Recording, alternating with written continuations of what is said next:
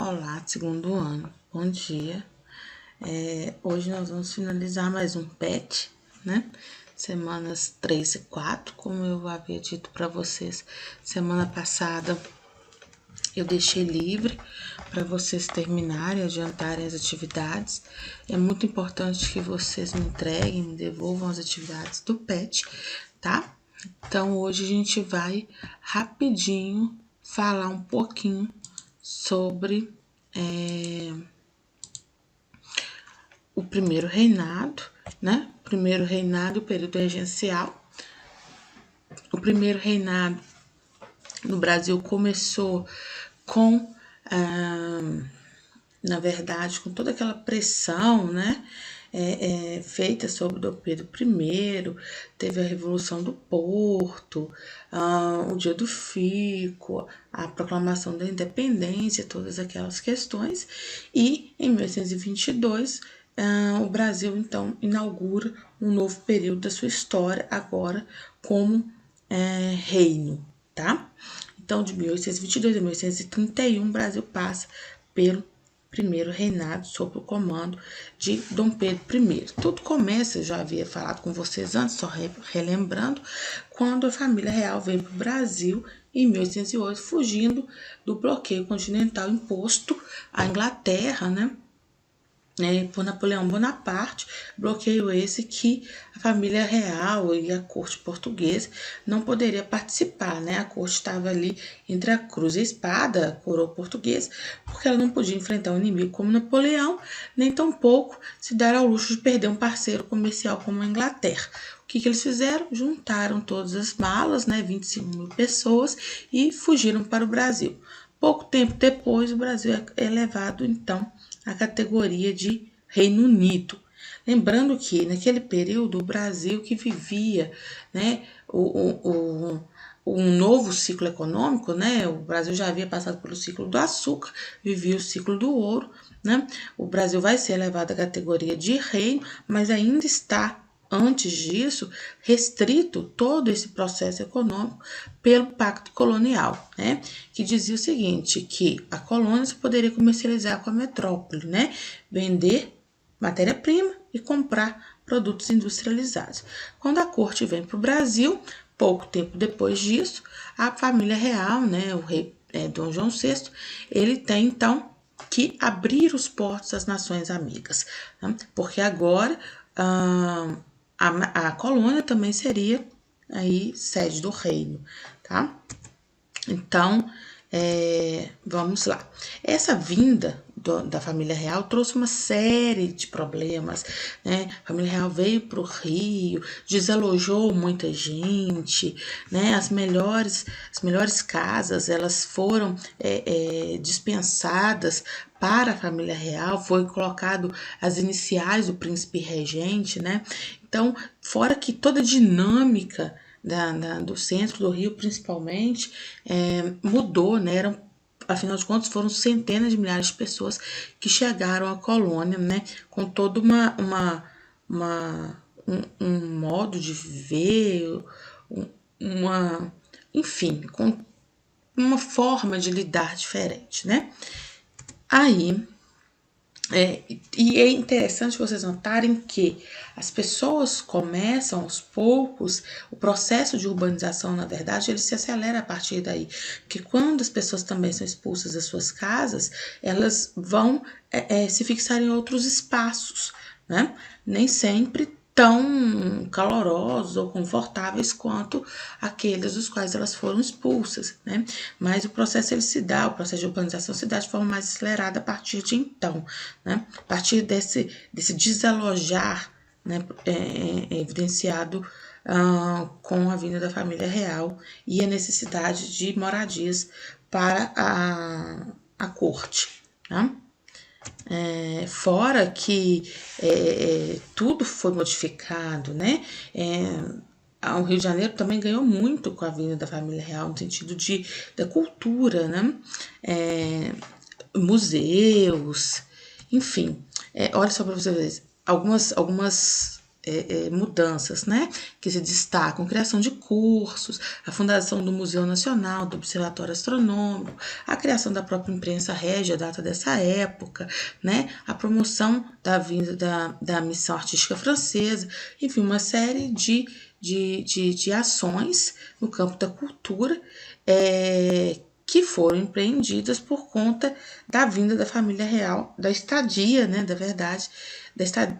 estadia da família real aqui no Brasil, tá?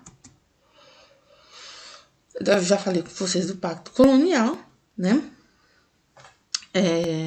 O Brasil, o reconhecimento da independência brasileira, ele se deu aos poucos, né, e mediante uma série de exigências. Claro que a gente teve, por exemplo, os Estados Unidos dentro da dinâmica da doutrina Monroe, a gente teve o próprio Reino de Portugal, a gente teve a Inglaterra. Todos esses países reconheceram a independência brasileira mediante, né, a aquiescência e a cessão de uma série de exigências. O Brasil foi, então, antes de proclamar sua independência, né, ele foi declarado Reino Unido a Portugal e Algarve em 1815. Em 1821, Dom João retorna a Portugal por conta de inconsistências, por conta de uma série de intempéries, né, que estavam acontecendo lá em Portugal, entre elas a própria Revolução Liberal do Porto, tá? Ele deixa seu filho, né, Dom Pedro I, como príncipe regente aqui no Brasil na época, e por conseguinte, Dom Pedro passa a sofrer uma série de pressões para proclamar a independência. Mediante a ciência disso, Dom João pede que Dom Pedro retorne a Portugal, que ele não faz, né, e declara, em 9 de janeiro, ele declara isso, né, que ele não retornaria a Portugal, por isso que 9 de janeiro é chamado Dia do Fico. E em 7 de setembro, em uma viagem a São Paulo, ele declara, então, às margens do Riacho Piranga, a independência do Brasil. A escravidão ainda não existia, já existia, né, e ela vai persistir.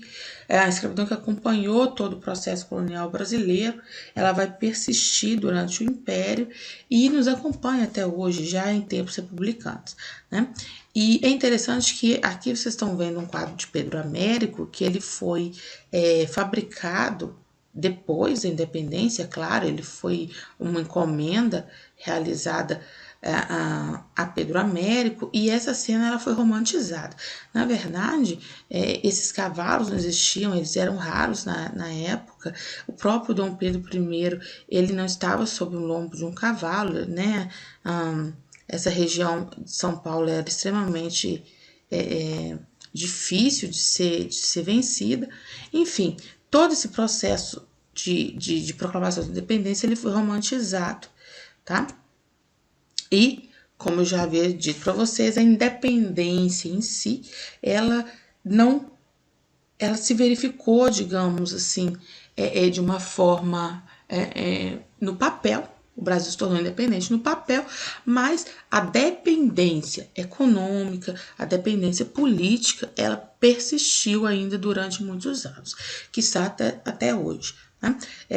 Como eu falei também agora há pouco, vários países que reconheceram posteriormente a independência brasileira o fizeram mediante a cessão de várias exigências, tá? A palavra independência ela carrega em si um peso muito grande, né? E uma série de significados que o Brasil não contemplou de imediato, tá? O Brasil se tornou um império. Então, Dom Pedro foi aclamado imperador no dia 12 de outubro. A partir daí começa o período conhecido como Primeiro Reinado, que vai até 1871, quando ele abdica do trono em favor do seu filho e porque também ele tinha que retornar a Portugal por uma série de questões que não vem ao caso agora, tá? Então, ele começa um processo de institucionalização. A partir daí, ele cria uma série de leis, ele convoca uma Assembleia Constituinte, né? para criar essas leis, né? Os deputados eles reúnem-se em maio de 1823 para formar uma Assembleia Constituinte. Qual que é a função de uma Assembleia Constituinte? Escrever e aprovar a primeira Constituição, que na verdade Dom Pedro ele não ficou muito satisfeita. Ele não ficou satisfeito, porque o primeiro projeto dessa Constituição restringia os seus próprios poderes. Então, o que Dom Pedro I fez? Ele fechou essa Assembleia, né, e outorgou a primeira Constituição. O que significa outorgar? Né? Ele mesmo concedeu ao povo brasileiro a primeira Constituição. Esse primeiro documento, né, de leis que regem, que regulamentavam a política brasileira na época, e, enfim, o Brasil à época, ele não foi fruto de um debate e de uma preocupação com o povo em si. Na verdade, ele foi uma preocupação do imperador com o cerceamento dos seus próprios poderes e foi imposto, né, à população. Então, a primeira Constituição brasileira, que data de 1824, ela foi outorgada, né? Dom Pedro, vendo que os seus poderes seriam cerceados, ele fecha a Assembleia e outorga, então, a primeira Constituição. O que essa Constituição estipulava? Primeiro, que a monarquia seria hereditária, né? Constitucional e representativa. Constitucional, porque existiria uma Constituição que regulamentaria, né, todos os processos econômicos, políticos, enfim, existiria esse conjunto de leis que orientariam a vida no Brasil, né? E representativa no sentido de que a população seria representada pelo monarca, né? O voto seria censitário, ou seja, baseado na renda, né? Tanto para candidatar-se quanto para votar, e somente homens livres, alfabetizados e maiores de 25 anos poderiam participar desse processo. Ou seja, era muito restritiva a Constituição de 1924, o voto era oral, aberto, né?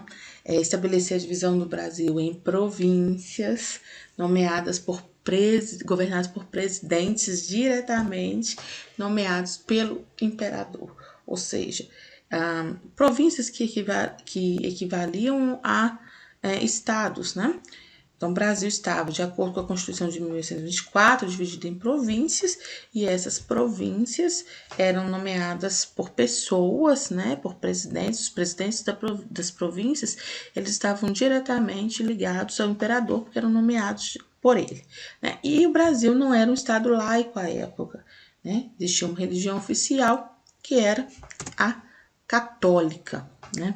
Nós tínhamos 4 poderes: o poder executivo, legislativo, judiciário e o poder moderador. O executivo, legislativo e judiciário, vocês já sabem, né? É basicamente o mesmo, né? O executivo, ele é exercido pelo imperador, né? Que administra o país, função de executar as leis. O legislativo tem a função de fazer as leis, exercido por deputados e senadores. O judiciário, exercido por juiz, tem função de leis, de fiscalizar o cumprimento das leis. E qual que é o poder moderador? O poder moderador, ele era exercido somente pelo imperador, né? E qual que era a função dele? Mandar em tudo, né? Ele tinha, com esse poder moderador, na verdade, amplos poderes. Tá? Ele se dava, através do poder moderador, amplos poderes, tá bom? Aqui nós vamos continuar com o período regencial, né? Algumas províncias do Nordeste, que eu falei com vocês aqui. Em 1831, então, Dom Pedro abdica, seu filho ainda era menor, tinha 5 anos, ele não pode assumir o trono, né? E estabelece-se um grupo de pessoas para governar o Brasil enquanto o seu filho não atinge a maioridade. Se bem que existe vocês vão ver depois, né? Uma questão em torno dessa maioridade aí de Dom Pedro II, mas o fato é que esse período regencial é o período no qual pessoas administraram o Brasil até a maioridade de Dom Pedro II. Nós tivemos 3 regências, né? A regência una permanente, a trina provisória e a trina permanente, tá bom?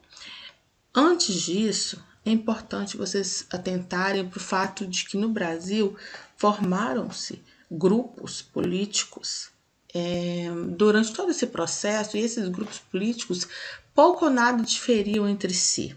Tá? Alguns grupos começaram, inclusive, vocês vão ver adiante, a questão da abolição da escravatura era algo que cerceava muito esses grupos e todo esse processo, né? Enfim, mas haviam aí os liberais moderados, os liberais exaltados e os restauradores. Qual que era a questão ali dos liberais moderados? Eles eram chamados de chimangos, né? Então existiam os chimangos, os farroupilhas e os caramurus, que eram os restauradores. O que os moderados defendiam, né? A ordem social estabelecida pela Constituição. O que os exaltados queriam? A federação, ou seja, a autonomia das províncias, né? E a ampla liberdade, né, individual. E o que os restauradores ou os caramurus queriam? O retorno de Dom Pedro I. Claro que quando Dom Pedro I morreu em 1894, esse grupo desapareceu. Então nós temos os liberais moderados, os chimangos, defendiam a Constituição, a ordem social. Os farroupilhas, que defendiam a federação, a autonomia provincial, as liberdades individuais, e os caramurus, que defendiam o retorno de Dom Pedro I. Tá? Quais foram? Foi um período muito tumultuado, período regencial, explodiram rebeliões em todos os espaços no Brasil, entre elas, né, as principais foram a Sabinada, a Balaiada e a Cabanagem. Tá? Eu vou sair desse slide aqui e vou colocar o outro para vocês verem que esse aqui tá bem mais tranquilo. Tá bem melhor sobre essa questão das províncias, tá? Dos grupos também, gente, olha, dá uma olhada nos grupos. Os restauradores, né, que eram os caramurus, os moderados, os chimangos, os exaltados, os farroupilhas, tá? Então, vamos lá. O primeiro período regencial. Período regencial. Então, nós temos... Aqui, na verdade, gente, é a organização dos partidos, né? Os exaltados, né, que eram os farroupilhas, o moderado, os chimangos, enfim. Isso aqui não é muito... Vai confundir a cabeça de vocês, não vamos focar neles, não, tá? É bem complexo todo esse processo aqui, né? Que depois vão desembocar nos 2 partidos, né? Durante o segundo reinado, no Partido Conservador e o Partido Liberal, né? Esses grupos, eles vieram do Partido Português e Partido Brasileiro, né? Olha só, o processo político brasileiro, ele é complexo, né? O Partido Português, ele rendeu os caramurus, e o Partido Brasileiro, ele dividiu-se em 2 grupos, né? Os chimangos e os farroupilhas.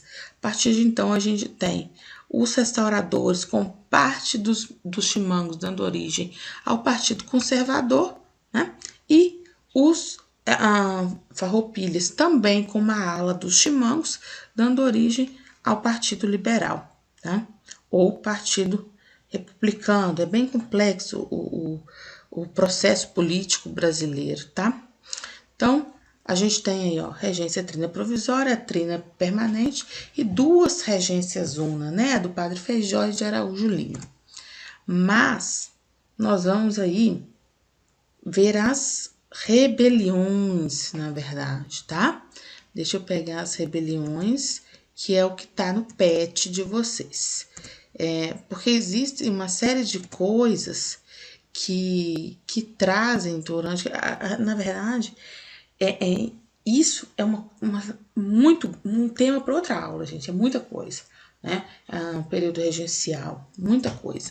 Então, na verdade, eu acho que eu vou falar sobre isso em outro momento, tá? Na semana que vem, como é uma semana de revisão disso, eu volto a falar sobre esse slide aqui com o período regencial, beleza? Então, tchauzinho para vocês, até mais!